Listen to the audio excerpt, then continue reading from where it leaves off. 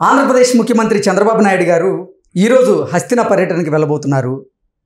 హస్తినలో Bharatiya Janata party అగ్రనేతలతో ఆయన సమావేశం కాబోతున్నారు. మోదీ గారితో ఆయన భేటీ అవ్వబోతున్నటువంటి నేపథ్యంలో చంద్రబాబు గారి హస్తిన పర్యటన మీద వైఎస్ఆర్సీపీ అధినేత జగన్మోహన్ రెడ్డి ఆయన నిఘా పెట్టారు అనేటువంటి వార్తలు ఇప్పుడు సోషల్ మీడియాలో చక్కర్లు కొడుతున్న నేపథ్యంలో ఈ అంశం మీద మనం విశ్లేషణ చేసుకునేటువంటి ప్రయత్నం చేద్దాం. ప్రస్తుతం మనతో పాటు ఉన్నారు ప్రముఖ రాజకీయ విశ్లేషకులు, ప్రముఖ సీనియర్ జర్నలిస్ట్ డివిఎస్ గారు. సార్తో మాట్లాడదాం. సార్ నమస్తే. సార్ నమస్తే. ఈరోజు చంద్రబాబు గారు హస్తిన పర్యటనకు వెళ్ళిన అక్కడ భారతీయ జనతా పార్టీ పెద్దలతో ఆయన భేటీ అవ్వబోతున్నటువంటి నేపథ్యంలో చంద్రబాబు గారి హస్తిన పర్యటన మీద జగన్మోహన్ రెడ్డి నిఘా పెట్టారు అనేటువంటి వార్తలు అయితే ఇప్పుడు సోషల్ మీడియాలో చక్కర్లు కొడుతున్నాయి. సార్ వీటి మీద మీ విశ్లేషణ ఏంటి? బుల్లెట్ స్పీడ్తో బాబు వెళ్తున్నట్టుగా కనపడతాం.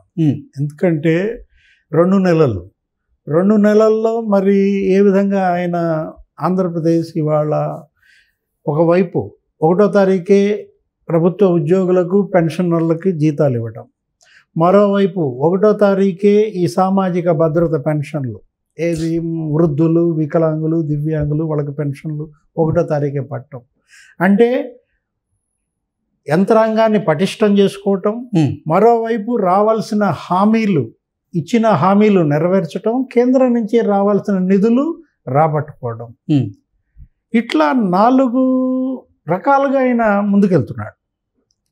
ఎందుకంటే ఇవాళ ప్రతి నిమిషం అతనికి అత్యంత విలువైనట్టుగా తీసుకున్నారు.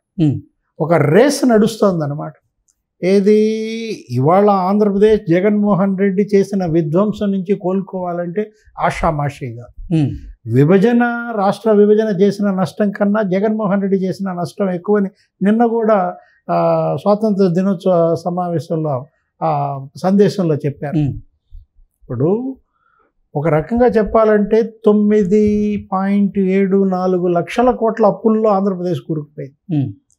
తలసరి అప్పు 70,000 కాస్త 1,44,000 పెరిగిపోయింది.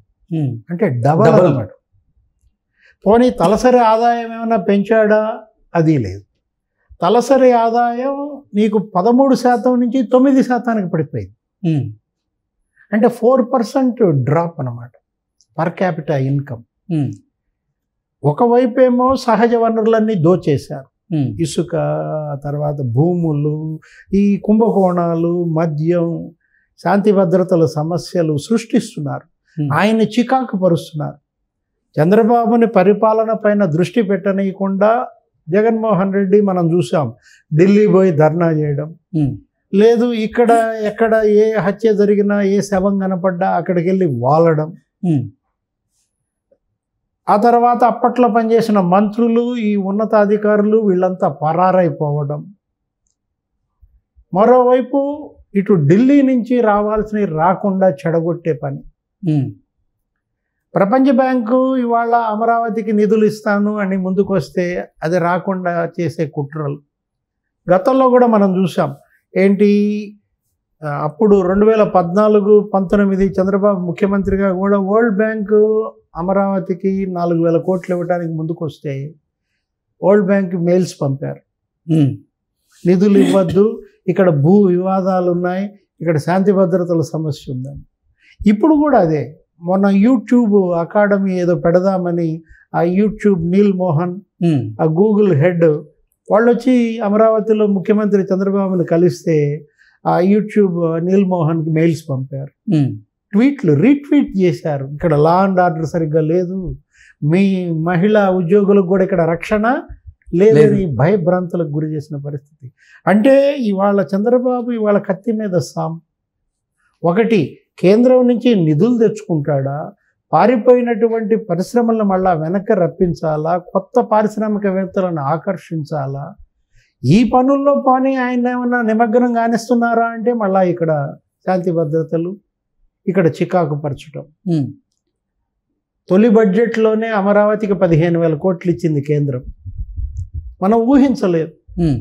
నరేంద్ర మోడీ ఇప్పుడు 3.0లో ఆంధ్రప్రదేశ్ పైన ఇన్ని వరాలు కురిపిస్తాడనేది అది అసలు అందరినీ ఆశ్చర్యపరిచిన అంశం. 60,000 కోట్ల విలువైన ప్యాకేజ్ వచ్చింది ఫస్ట్ బడ్జెట్లోనే. రైల్వే బడ్జెట్లో నీకు 9,000 కోట్ల నిధులు ఇచ్చారు. రైల్వే లైన్స్ వీటన్నిటికీ కూడా. అమరావతి ఔటర్ రింగ్ రోడ్డుకి నీకు 25,000 కోట్లు వచ్చిన పరిస్థితి. బీపీసీఎల్ కూడా ఇవాళ ఆయిల్ రిఫైనరీ పెట్టడానికి ముందుకొచ్చి సిఇఓ కృష్ణకుమార్ వచ్చి పరిశీలించి ముఖ్యమంత్రితో మీటింగ్ వేసి 90 రోజుల్లో అతను రిపోర్ట్ ఇస్తానన్నాడు. ఇప్పటికి ఒక 20 రోజులు అయిపోయి. అంటే ఒకవైపు ఏమో పారిశ్రామికవేత్తలందరూ వచ్చి కలుస్తున్నారు చంద్రబాబుతో, రాయబారులు వచ్చి కలుస్తున్నారు. జపాన్ రాయబారి కావచ్చు, బెల్జియం రాయబారి కావచ్చు. ఈరోజు కూడా ముఖ్యమంత్రి చంద్రబాబుతో టాటా చైర్మన్ వచ్చి కలిశారు. నటరాజన్ చంద్రశేఖర్ ఇవాళ అతను వచ్చి Tata consultancy services COO Nataraj Chandrasekhar ఇవాళ కలవడం. అక్కడ లోకేష్ బాబుతో తర్వాత మీటింగ్. ఈయన ఢిల్లీ వెళ్ళిపోయిన తర్వాత నటరాజ్ చంద్రశేఖర్ని లోకేషే స్వయంగా తీసుకువెళ్ళి ఎయిర్పోర్ట్లో ఆయన్ని పంపించటం. అంటే పెట్టుబడులకు ఎలా రెడ్ కార్పెట్ పరుస్తున్నారో ఇవాళ ఇన్వెస్ట్మెంట్స్ డెస్టినేషన్గా ఆంధ్రప్రదేశ్ మార్చడం కోసం ఈ 2 నెలల్లోనే ఈ తెలుగుదేశం, జనసేన, బీజేపీ ప్రభుత్వం చేస్తున్న కృషి కళ్ళ ముందే ఉంది. ఈరోజు ప్రధాని మోడీ దగ్గరికి వెళ్ళింది కూడా ఈ పని నిమిత్తమే. ఏంటి, నిధులు రావాల్సినవి రాబట్టుకోవటం. పోలవరం ప్రాజెక్ట్ ఇవాళ ఏంటది, అక్కడ మళ్ళా డయాఫ్రమ్ వాల్ పునర్నిర్మించాలి, రిపోర్ట్ కూడా ఇచ్చారు. మొన్న వెళ్ళి చూశారు వీళ్ళందరూ కూడా, అంతర్జాతీయ నిపుణులు వచ్చి తీసిన నేపథ్యంలో. అది మళ్ళా కట్టడం కుదరదు, ఆ పాతదాన్ని ఉపయోగించడం కాదు, మళ్ళీ రీబిల్డ్ చేయాలన్నారు. డయాఫ్రమ్ వాల్ రీబిల్డ్ చేయాలంటే ఇప్పుడు మళ్ళీ దానికి 950 కోట్లు కావాలి. పోలవరం పూర్తి బాధ్యత మాదే అన్నది కేంద్రం మొన్న ఫస్ట్ బడ్జెట్లో కూడా. వీటన్నిటితో పాటు కాకపోతే వేగవంతం చేయాలి. కేవలం హామీలకే ప్రధాని మోడీ స్టిక్ ఆన్ కాకూడదు. వెంటనే నిధులు కనుక మంజూరైతే తను పనులు స్పీడప్ చేయడానికి సిద్ధంగా ఉన్నానంటూ ఇవాళ చంద్రబాబు మరేంటి రేపొద్దున 27వ తారీఖు ఆయన క్యాబినెట్ మీటింగ్ కూడా పెట్టారు. ఈరోజు ఢిల్లీ హడావిడిగా వెళ్ళి ఇవాళ రేపు 2 రోజులు ఢిల్లీలోనే మకాం వేసి నీకు అక్కడ నిర్మలా సీతారామన్తో కానీ లేకపోతే ఇతర కేంద్ర మంత్రులందరినీ కలవడం.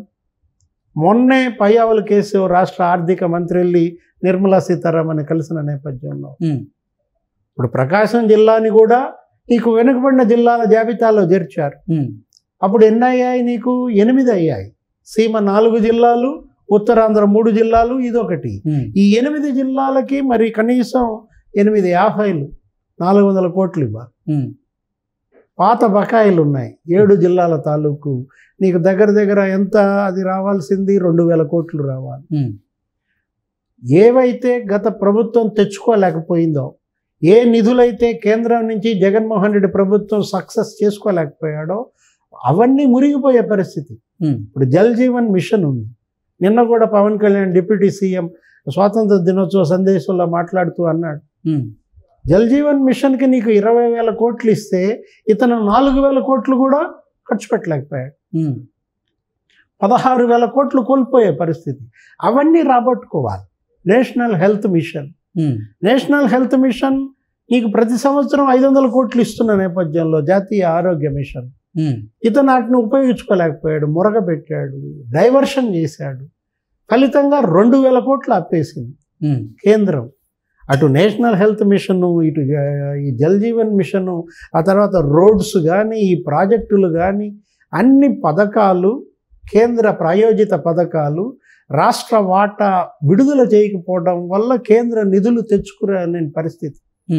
ఇప్పుడు రాష్ట్ర వాటా నిధులు ఇమీడియట్గా మేము రిలీజ్ చేస్తాం, మాకు మీ కేంద్ర ప్రాయోజిత పథకాల్లో కేంద్ర వాటా కూడా జాప్యం లేకుండా విడుదల చేయండి. మొత్తం రోడ్లన్నీ అధ్వానంగా మారాయి. ఈ రోడ్లు ఇప్పటికిప్పుడు మరమ్మతులు చేయాలంటే నీకు కనీసం 250 కోట్లు కావాలి. అది అక్కడ ఉన్నటువంటి ఆ కేంద్ర మంత్రి గడ్కరీని కలవటం, ఆ తర్వాత ఇతర మంత్రులను కూడా కలిసే అవకాశాలు ఉన్నాయి.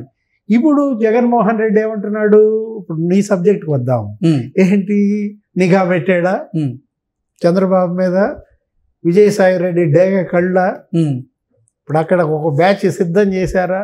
ఏమి చర్చలు జరుగుతున్నాయి, ఏ నిధులు రాబోతున్నాయి, వాటిని ఎలా అడ్డుకోవాలా? ఇప్పుడు ఆల్రెడీ ఈ పాటికి వెళ్ళిపోయి ఉంటుంది. నటరాజన్ చంద్రశేఖర్ చూసుకున్నాడో లేదో మెయిలా మెయిల్, ఫ్లైట్ ఎక్కాడో లేదో లోకేష్ ఇప్పుడే ఎక్కిస్తున్నట్టున్నాడు.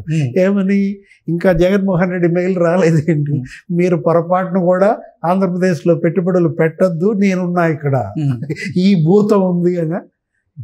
ఈ భూతాన్ని తరిమేశారు ప్రజలు.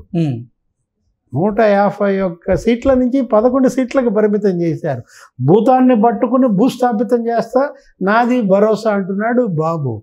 చూడాలా మరి ఏంటి. నటరాజన్ చంద్రశేఖర్ వచ్చాడంటే అది ఒక గొప్ప అచీవ్మెంట్. ఎగ్జాక్ట్లీ. ఇవాళ దేశ పారిశ్రామికవేత్తలే కాదు, నీకు అంతర్జాతీయ పారిశ్రామికవేత్తలు కూడా మళ్ళీ ఆంధ్రప్రదేశ్ వైపు చూసేలాగా దావోస్ పర్యటనలో కూడా ఈయన అక్కడ కొన్ని సదస్సులు నిర్వహించిన పరిస్థితి. ఎవరు, నటరాజన్ చంద్రశేఖర్. అప్పట్లో చంద్రబాబు దావోస్ పర్యటనప్పుడు కూడా ఈయనతో భేటీ అయ్యాడు. ఇప్పుడు టాటా కన్సల్టెన్సీ సర్వీసెస్ నీకు వైజాగ్లో పెట్టమని ఈరోజు కూడా లోకేష్ బాబు ఆ ఎయిర్పోర్ట్ దాకా పంపిస్తూ మాట్లాడుకున్న విధానం.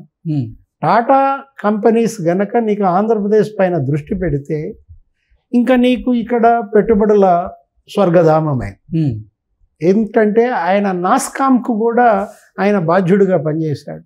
విస్తృత సంబంధాలు ఉన్నటువంటి నేపథ్యంలో మరి యజ్ఞం జరుగుతోంది. ఒక యజ్ఞంలాగా ఇవాళ ఆంధ్రప్రదేశ్ అభివృద్ధి పైన తెలుగుదేశం, జనసేన, బీజేపీ, చంద్రబాబు ముఖ్యమంత్రిగా దృష్టి పెట్టిన నేపథ్యంలో యజ్ఞం చేసేవాడు యజ్ఞం చేస్తున్నాడు. యజ్ఞాన్ని భగ్నం చేసే రాక్షసులు కూడా వాళ్ళు యథాశక్తి. కాకపోతే అప్పట్లో ఏమేసేవాళ్ళు, రక్తం భూమికలు వేసారు అనుకుంటా పురాణాలు. ఇప్పుడు ఊరికే మెయిల్స్ రీట్వీట్సే.